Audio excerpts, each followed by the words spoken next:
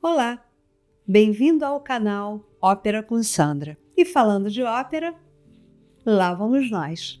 No vídeo anterior, falei sobre as óperas e sobre a importância do compositor Francesco Cavalli. Contei também como o estilo veneziano desviou a ópera do idealizado pela Camerata Fiorentina. Era de se esperar que no círculo de intelectuais aristocráticos italianos surgisse alguma coisa diferente, alguma reação. Hoje vou começar a contar para você o que aconteceu. Vamos nessa?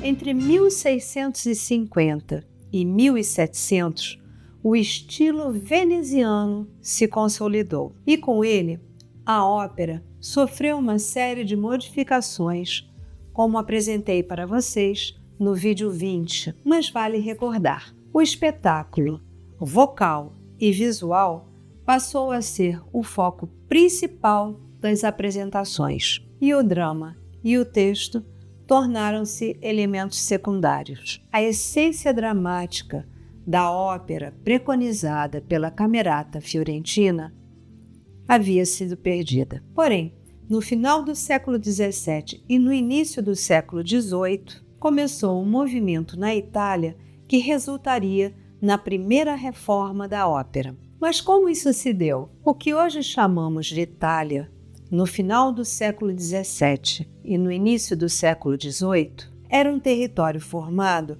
por uma constelação de pequenos estados. Direta ou indiretamente, esses estados eram dominados pelos espanhóis, exceto os ducados de Savoia e Veneza. Era uma Itália dividida, dominada por uma potência estrangeira e oprimida por uma igreja onde a ortodoxia católica e os ideais religiosos da época da Contra-Reforma ainda predominavam. Grande parte da população vivia dentro de uma estrutura social sustentada por um autoritarismo rigoroso, sendo mantida ignorante e submissa. As escolas, universidades e grandes conservatórios de música de Veneza e Nápoles eram instituições eclesiásticas. A igreja lutava para conter as ideias hereges que vinham do norte da Europa e ainda utilizava a ostentação da pompa barroca, tanto na vida religiosa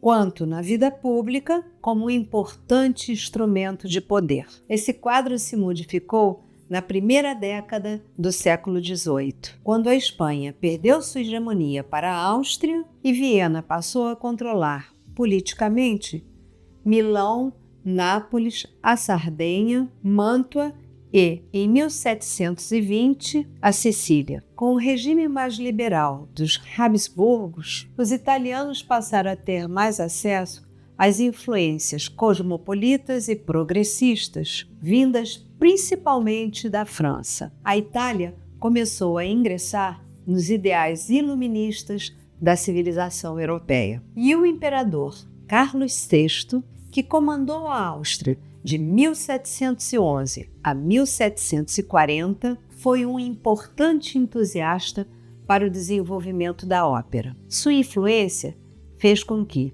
Milão, além de Veneza, Nápoles, Roma e Florença, adquirissem uma grande importância na vida cultural italiana. Viena, a capital do Império Austríaco, que já havia se encantado pela ópera italiana, naturalmente tornou-se um centro operístico altamente produtivo. A sua influência seria estendida a todos os centros de ópera da Itália. Com toda essa abertura, os intelectuais rapidamente descobriram o imenso potencial que as formas teatrais possuíam para incluir os novos ideais culturais na população. A casa de ópera poderia transformar-se na escola da nação, e nela, grande parte dos italianos seriam expostos aos ideais iluministas. Mas para isso acontecer, seria necessário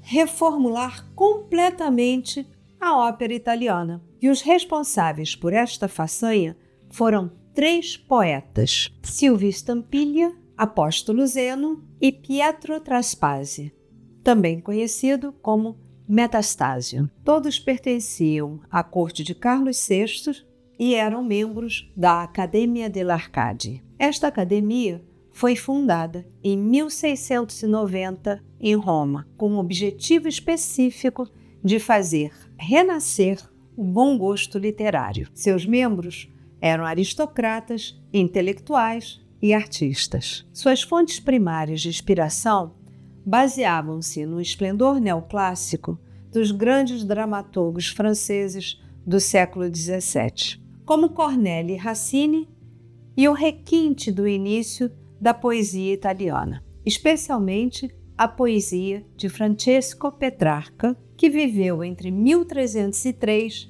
e 1374. A ópera, ao combinar drama e lirismo, tornou-se o interesse natural dos arcadianos, que, inspirados por um idealismo genuíno, procuravam um estilo mais natural, simples e sincero, que pudesse servir de antídoto ao exagero da imaginação barroca. A Arcádia tornou-se uma metáfora para um mundo governado pela verdade e pela sinceridade. Em sua base estaria a primeira fonte literária que resultou na primeira reforma da ópera. Essa reforma deu origem a um novo estilo de drama musical, a chamada ópera séria, que durante a primeira metade do século XVIII seria praticada por toda a Europa, menos na França.